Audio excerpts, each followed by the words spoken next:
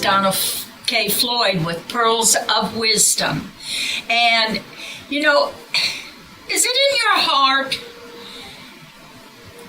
to start a business or a ministry or write a book or join the choir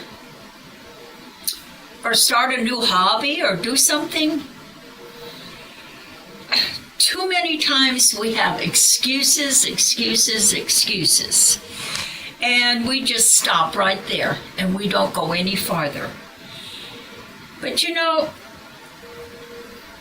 we need to stop and get off dead center and start doing some things. Have you started a business and it failed miserably and you said, I'm not going to do that anymore? Well, you know, the failure comes when you don't try again. Go back and find out what went wrong. Did you start before God told you to start? Did you run ahead of God?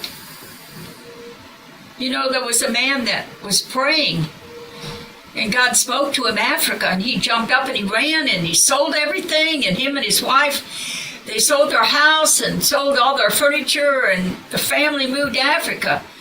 And after a year, they were just in a bad spot.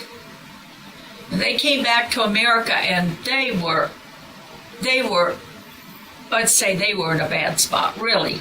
And he got back and he said, Lord, what happened? The Lord said, if you'd have waited, I was going to say 2 weeks, but you ran ahead of me.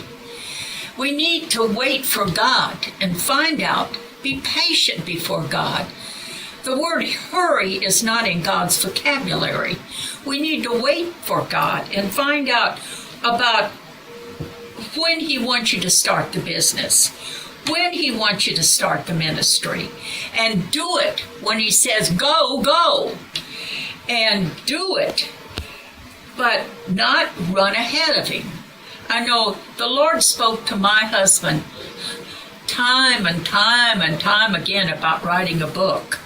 My husband was the one that drug his feet about writing a book. He couldn't figure anybody that would want to read his book.